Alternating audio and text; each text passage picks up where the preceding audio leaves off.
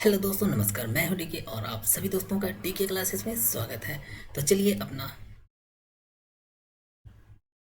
Daily days के series को थोड़ा और आगे बढ़ाते हैं और इसमें कुछ और क्वेश्चंस आपके सामने आता है तो देखते हैं। और इन सभी क्वेश्चन का आंसर आपको कमेंट बॉक्स में टाइप करना है, ठीक है। तो आपके सामने पहला क्वेश्चन है। पहला क्वेश्चन क्या है कि बीडी नृत्य किस राज्य का है। बीडी नृत्य किस राज्य का है और ऑप्शन है कर्नाटक, आंध्र प्रदेश, तमिलनाडु एंड केरल। तो इस क्वेश्चन का आंसर क्या हो जाएगा? चलिए आप अपना आंसर कमेंट बॉक्स में टाइप कर सकते हैं या अपने मन में सोच सकते हैं। तो इस क्वेश्चन का आंसर क्या हो जाएगा? कर्नाटका। ओके। थोड़े कुछ और कुछ और नृत्य के बारे में बात कर लेते हैं। रौफ नृत्य किस राज्य का है? तो जम्मू एंड कश्मीर में रौफ। रौफ किस में है? जम्मू एंड कश्मीर राज्य का नृत्य है। और झोरा, झोरा किस राज्य का है? उत्तर प्रदेश की। ये देखिए, यहाँ तीन मोस्ट इंपॉर्टेंट क्वेश्चन आपके सामने हैं। कौन कौन से हैं? बीडी नृत्य कहाँ का है? कर्नाटक का। रौफ नृत्य कहाँ है? जम्मू कश्मीर का। और झोरा नृत्य कहाँ का है? उत्तर प्रदेश का। चलिए नेक्स्ट क्वेश्चन है, हरिसेन किसके दरबारी कवि थे? था नहीं है, थे है। हरिसेन किसके दरबारी कवि थे? और ऑप्शंस हैं समुद्रगुप्त, नेक्स्ट है चंद्रगुप्त, उसके बाद से है हर्षवर्धन और डी है अशोक। तो इस क्वेश्चन का आंसर क्या हो जाएगा? जल्दी से आप सोच लीजिए। और इस क्वेश्चन का आंसर हो जाएगा समुद्रगुप्त। समुद्रगुप्त को और किस नाम से जाना जाता है? तो समुद्रगुप्त को नेपोलियन, यानी भारत का नेपोलियन के नाम से जाना जाता है। तो वहाँ पर साइड में आपको लिखा लिखा मिल जाएगा। चलिए चलिए मैं थोड़ा सा इसमें देखिए, समुद्रगुप्त मौर्य के बारे में तो आप जानते हैं। मौर्य डायनेस्टी का संस्थापक कौन है? समुद्रगुप्त है। इनके लड़के क्या है? बिंदुसार के लड़के कौन है? अशोक। अशोक के लड़के कौन है? दशरथ। और अगर पूछे मौर्य डायनेस्टी के अंतिम शासक कौन है? तो बृहदत्त है, ठीक है। तो ये तो मौर्य वंश का हो गया। और चंद्रगुप्त मौर्य के कौन थे? वजीर बोल रहे हैं, या तो उसको क्या बोलते थे? वजीर या याद नहीं आ रहा। मतलब चाणक्य इनके क्या थे? जो वजीर और कामात्या, नहीं सॉरी, आमात्य। आमात्य। वजीर को ही क्या बोलते हैं? आमात्य बोलते हैं। चंद्रगुप्त मौर्य के आमात्य कौन थे? तो क्या थे? ये चाणक्य। चाणक्य का और अलग नाम क्या था? विष्णुगुप्त, ठीक है। तो चलिए अब हर्षवर्धन के बारे में थोड़ा सा मैं आपको बता देता हूँ। हर्षवर्धन की थोड़ी सी कहानी मैं समझाता हूँ। देखिए, अगर हर्षवर्धन से रिलेटेड आप चाहते हैं कि कोई भी क्वेश्चन आए एग्जाम में पूछे और ना छूटे, तो तीन चार क्वेश्चन आपको याद रखना है। पहला क्वेश्चन ये है कि हर्षवर्धन के समय कौन सा चीनी यात्री आया था? हर्षवर्धन के शासनकाल में कौन सा चीनी यात्री आया था? तो उसका नाम है वेन सॉन्ग। क्या नाम है? When song. वेन सॉन्ग चीनी यात्री है जो हर्षवर्धन के शासनकाल में भारत आया था, ठीक है। और वेनसांग की पुस्तक का क्या नाम है? सी यू की। वेनसांग की पुस्तक का क्या नाम है? सी यू की, ठीक है। दूसरा क्वेश्चन हो गया। और इसमें हर्षवर्धन के दरबारी कवि कौन थे? तो हर्षवर्धन के दरबारी कवि बाण भट्ट थे। बाण भट्ट की पुस्तक का क्या नाम था? बाण भट्ट के पुस्तक का नाम था कादम्बरी और हर्षचरित। हर्षचरित क्या है? तो हर्षचरित है एक प्रशस्ति है। प्रशस्ति क्या होती है? तो प्रशस्ति में वे लेख होते हैं जो लेखक राजा के प्रशंसा में लिखता है। प्रशस्ति क्या होती है? प्रशस्ति में कोई भी कवि वो राजा की प्रशंसा में जो लेख लिखता है वो क्या कहलाता है? प्रशस्ति कहलाता है, ठीक है। तो हर्षवर्धन की थोड़ी सी कहानी ये हो गई। तो देखिए, हर्षवर्धन में दो तीन क्वेश्चन हो गया। कौन कौन सा क्वेश्चन हो गया? कि हर्षवर्धन के शासनकाल में कौन चीनी यात्री आया था? वेनसांग आया था। वेनसांग की पुस्तक का क्या नाम था? सी यू की था, ठीक है। हर्षवर्धन के दरबारी कवि कौन थे? हर्षवर्धन के दरबारी कवि बाण भट्ट थे। बाण भट्ट की पुस्तक हर्षचरित। वैसे फेमस तो हर्षचरित है, लेकिन आप एक और याद रखिएगा, कादम्बरी, ठीक है। ओके, अब थोड़ा सा हर्ष का पूरा डिटेल थोड़ा सा हम जस्ट ऐसे डिस्कस कर लेते हैं, क्योंकि इसका ऐसा आपको नोट्स नहीं मिल पाएगा। ओरली मैं इसका आंसर दे देता हूँ, मतलब डिस्कस कर देता हूँ। कहानी एकदम 100% आपको समझ में आएगी। देखिए, हर्षवर्धन यानी ये किस डायनेस्टी के थे? तो पुष्यभूति डायनेस्टी, यानी पुष्यभूति वंश के थे। यानी अगर पूछे पुष्यभूति वंश का संस्थापक कौन था, तो पुष्यभूति था, ठीक है। पुष्यभूति में वंशज आगे बढ़ते आए। उसी में एक राजा आए जिसका नाम था प्रभाकर वर्धन। प्रभाकर वर्धन जो कि कहाँ के इनकी यानी प्रभाकर वर्धन का ने अपनी राजधानी कहाँ बनाया? थानेसर बनाया। प्रभाकर वर्धन ने अपनी राजधानी थानेसर बनाया, ठीक है। प्रभाकर वर्धन के दो पुत्र और एक पुत्री थी। प्रभाकर वर्धन के दो पुत्र और एक पुत्री थी। पुत्र में जो बड़ा पुत्र था उसका नाम था राज्यवर्धन और छोटे पुत्र का नाम था हर्षवर्धन। और पुत्री का नाम था अशोक, सॉरी, पुत्री का नाम था राज्य श्री, ठीक है, पुत्री का क्या नाम था? राजश्री।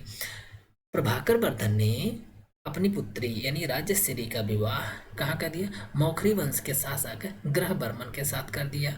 ग्रहवर्मन कहाँ का शासक था? कन्नौज का। ग्रहवर्मन कहाँ का शासक था? कन्नौज का।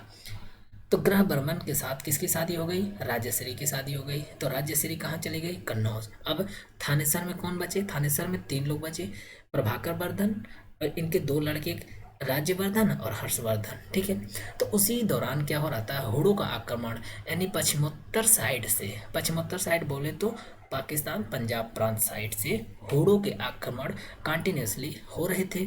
तो प्रभाकर वर्धन हुड़ों के आक्रमण रोकने के लिए उधर का मोर्चा संभाले। कुछ दिनों बाद उनकी तबीयत खराब हुई, बीमार पड़े, वो आ गए थानेसर। तो अब क्या हुआ? अब बड़े यानी प्रभाकर वर्धन के जो प्रभाकर वर्धन के जो बड़े पुत्र थे उनका नाम था राज्यवर्धन, और राज्यवर्धन अब मोर्चा संभाल लिए हुड़ों के आक्रमण का। ठीक है, तो जब यहाँ पर प्रभाकर वर्धन कहाँ थे? थानेसर में, और राज्यवर्धन हुड़ों से आक्रमण कर रहे थे। यहाँ प्रभाकर वर्धन की यानी थानेसर में इनकी तबीयत बिगड़ गई। इसकी न्यूज किसको मिली? राज्यवर्धन को मिली। तो राज्यवर्धन वहां से वापस चल दिए। तो वापस आते समय जब तक वो थानेसर पहुंचे तब तक उनके पिता की क्या हो गई? यानी प्रभाकर वर्धन की मृत्यु हो गई थी। ठीक है,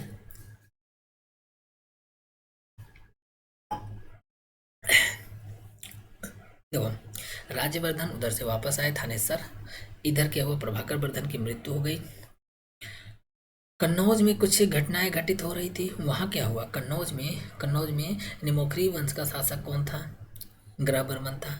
तो कन्नौज पर बंगाल के शासक शशांक और मालवा का राजा देवगुप्त, ये दोनों मिलकर यानी शशांक और देवगुप्त ये दोनों मिलकर कन्नौज पर आक्रमण किए। ग्रहवर्मन की हत्या कर दी और राज्यश्री को क्या कर लिए? कैद कर लिए। यह न्यूज कहाँ पहुंचा? थानेसर पहुंचा।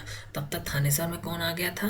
राज्यवर्धन आ गया था। ठीक है, अब राज्यवर्धन को जब ये न्यूज मिली कि कन्नौज पर बंगाल के शासक शशांक और मालवा का राजा देवगुप्त ने कब्जा कर लिया है और देवश्री को बंदी बना लिया, तब राज्यवर्धन तुरंत वहां से कहाँ के लिए अभियान शुरू कर दिया? थानेसर के लिए अभियान शुरू किया। और यहाँ पर उसने यानी वो थानेसर पहुंचा, उसके बाद से क्या हुआ? यानी शशांक ने थानेसर पहुंचकर वह देवगुप्त को यानी मालवा के राजा देवगुप्त को तो हरा दिया, लेकिन शशांक ने धोखे से राज्यवर्धन की हत्या कर दी। उस समय थानेश्वर में अब सिर्फ और सिर्फ हर्षवर्धन बचा, और हर्षवर्धन उस समय 15 से 16 वर्ष की एज में था। उस समय यानी 15 या 16 वर्ष की आयु में हर्षवर्धन गद्दी पर बैठा। कहाँ? थानेसर की गद्दी पर बैठा। अब वहां से वो चला किधर के लिए? कन्नौज के लिए आया। कन्नौज की तरफ आया, अपनी सेना लेकर देवगुप्त को मारा, शशांक को मारा, कन्नौज पर कब्जा किया। अब कन्नौज पर कब्जा किया और वहीं पर रह गया और अपनी राजधानी थानेसर से कन्नौज शिफ्ट कर दिया। राजश्री और हर्षवर्धन दोनों कन्नौज से ही शासन करने लगे। चलिए नेक्स्ट क्वेश्चन देखते हैं, बहुत ज़्यादा इस पर डिस्कस हो गया। हाथी गुम्फा अभिलेख किस राज्य में है? ऑप्शन है मध्य प्रदेश, उड़ीसा, छत्तीसगढ़ और झारखंड। तो इस क्वेश्चन का आंसर क्या हो जाएगा? उड़ीसा। उड़ीसा के भुवनेश्वर में क्या है? हाथी गुम्फा अभिलेख है। तो हाथी गुम्फा अभिलेख के बारे में यानी खारवेल राजा के द्वारा ये बनवाया गया था। ठीक है, नेक्स्ट क्वेश्चन क्या है? जूनागढ़ अभिलेख किस राज्य में है? जूनागढ़ अभिलेख ऑप्शन गुजरात, राजस्थान, मध्य प्रदेश, महाराष्ट्र। तो इस क्वेश्चन का आंसर क्या हो जाएगा? गुजरात हो जाएगा। अब जूनागढ़ अभिलेख के बारे में थोड़ा सा एक पॉइंट देख लीजिएगा। जूनागढ़ अभिलेख किसके द्वारा? रुद्र दामन के द्वारा। ठीक है, नेक्स्ट क्वेश्चन और कुछ त्यौहार के बारे में हम देख लेते हैं। नागालैंड के त्यौहार कौन कौन से नागालैंड के त्यौहार हैं? तो नागालैंड के कुछ त्यौहार हैं, इसको आप याद कर लीजिएगा। हार्नबिल फेस्टिवल कहाँ का ये है? Hornbill, most most most most important question है हार्नबिल फेस्टिवल। नेक्स्ट क्वेश्चन है माओत्सु फेस्टिवल, ये कहाँ का है? नागालैंड का है। और एक और है सेक्रेनई फेस्टिवल। तो 3 फेस्टिवल, ये तीनों फेस्टिवल नागालैंड के फेस्टिवल है, इसको एकदम याद कर लीजिएगा। हार्नबिल तो उसमें मोस्ट इंपॉर्टेंट है, Hornbill festival, Moatsu festival and Sekrenyi festival, ये तीनों फेस्टिवल कहाँ के? नागालैंड के। और एक फेस्टिवल यानी अरुणाचल प्रदेश के त्यौहार को हम थोड़ा सा डिस्कस कर लेते हैं। तो इसमें भी 4 हैं। तो देखिए क्या है? लोसार फेस्टिवल है, दरी फेस्टिवल है, उसके बाद से क्या है? सॉन्ग फेस्टिवल है और रह नहीं, ये रेह फेस्टिवल है, रेह फेस्टिवल, यानी 4 फेस्टिवल। ये कहाँ का है? अरुणाचल प्रदेश का है, इसको भी याद रखना है। नेक्स्ट देख लेते हैं, नेक्स्ट क्वेश्चन क्या है। एक निबल कितने बिट के बराबर होता है? चलिए इस क्वेश्चन का आंसर आप बताइएगा, फटाफट कमेंट बॉक्स में बताइए कि एक निबल कितने बिट के बराबर होते हैं। और ये 4 ऑप्शन है, 4 बिट, 8 बिट, 16 बिट और 64 बिट। इस क्वेश्चन का आंसर क्या हो जाएगा? 4 बिट। ठीक है। और एक और क्वेश्चन है कि एक बाइट, ध्यान दीजिएगा, बीट और बाइट में डिफरेंस है। यहाँ मैंने ऊपर मैंने पूछा एक निबल में कितने बीट, मैंने नीचे सेकंड क्वेश्चन में नहीं, क्वेश्चन नंबर 6 में पूछा है कि एक बाइट कितनी बिट के बराबर होता है। तो इस क्वेश्चन का आंसर तो अपने आप टिक हो गया, तो मतलब कोई बात नहीं। इस क्वेश्चन का आंसर क्या हो जाएगा? 8 बीट। थोड़ा सा मैं इसमें समझाना चाहूँगा कि देखिए बीट क्या होता है। यहाँ आपको दिख रहा होगा, बीट दिख रहा होगा और यहाँ दिख रहा है बाइट, यानी एक बाइट में कितने बीट हैं? 8 बीट हैं। अगर आप कहते हैं कि 1 EMB डेटा आप यूज़ कर चुके हैं, अगर आप कह रहे हैं कि 1 EMB डेटा आप यूज़ कर चुके हैं, इसका मतलब 1024 KB यानी किलो बाइट डेटा आप यूज़ कर चुके हैं। फिर से 1 MB का मतलब हो जाएगा 1024 क्या? KB, kilo byte. ध्यान दीजिएगा, KB मतलब किलो बाइट है। और एक बाइट अभी 8 है, 8 से और मल्टीप्लाई करके पूछा जा सकता है, उसको भी साइड में रखिए। फिलहाल 1 MB इक्वल टू कितना होता है? 1024 KB। अगर मैं पूछूं 1024 MB बराबर, तो हो जाएगा 1 GB। GB का मतलब हो जाएगा गीगा बाइट। 1024 MB मतलब है 1 GB। ठीक है। और 1024 GB मतलब हो जाएगा 1 TB मतलब टेराबाइट। ठीक है। चलिए आगे नेक्स्ट क्वेश्चन देखते हैं। क्वेश्चन नंबर 7 है, चुप कर किस खेल से संबंधित है? पता नहीं क्या लिखाया है क्वेश्चन में, वैसे मैं क्वेश्चन बोल देता हूँ, चुप कर किस खेल से संबंधित है? ठीक है। और क्वेश्चन है कबड्डी, पोलो, हॉकी, बैडमिंटन। तो इस क्वेश्चन का आंसर क्या हो जाएगा? पोलो। ठीक है। पोलो से रिलेटेड थोड़ा सा कुछ फैक्ट देख लेते हैं। तो क्या है? पोलो को खेलों का राजा कहते हैं। नेक्स्ट क्या है? मणिपुर में पोलो को किस नाम से जाना जाता है? कांगजेई। मणिपुर में पोलो को किस नाम से जाना जाता है? कांगजेई या पोलो के नाम से जाना जाता है। नेक्स्ट क्वेश्चन, मोढेरा का सूर्य मंदिर किस राज्य में स्थित है? क्वेश्चन है मोढेरा का सूर्य मंदिर किस राज्य में स्थित है? ऑप्शन केरल, गुजरात, तमिलनाडु, कर्नाटक। तो इस क्वेश्चन का आंसर हो जाएगा गुजरात। और थोड़ा सा कुछ और फैक्ट देख लेते हैं कि कोणार्क का सूर्य मंदिर कहाँ है? कोणार्क का सूर्य मंदिर उड़ीसा में है। नेक्स्ट है सूर्य पहाड़ सूर्य मंदिर कहाँ है? असम में। सूर्य पहाड़ सूर्य मंदिर कहाँ है?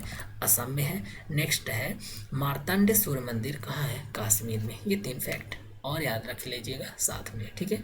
और कुछ फैक्ट देख लेते हैं। अरुणाचल प्रदेश के त्यौहार के बारे में थोड़ा सा हम डिस्कस कर लेते हैं। तो अरुणाचल प्रदेश का त्यौहार क्या जाएगा? क्या है कि चाप चार कूट फेस्टिवल। चाप चार, देखिए अरुणाचल प्रदेश में ज़्यादातर फेस्टिवल कूट कूट कूट कूट कूट आएगा। ठीक है। तो हर जगह कूट मिल जाएगा। तो अरुणाचल कूट याद कर लीजिएगा। चाप चार फेस्टिवल है, चप चार नहीं है, चाप चार फेस्टिवल है। मीम फेस्टिवल है, यानी मीम कूट फेस्टिवल और पालकूट फेस्टिवल। ये तीनों फेस्टिवल कहाँ के हैं? अरुणाचल प्रदेश के हैं। बस इसमें इतना ही। अगर वीडियो अच्छा लगे तो चैनल को सब्सक्राइब कीजिए, वीडियो को लाइक करना, शेयर करना, ये सब तो बिल्कुल ना भूलिए। और फेस पर एक स्माइल तो बहुत ज़रूरी है। Thanks for watching.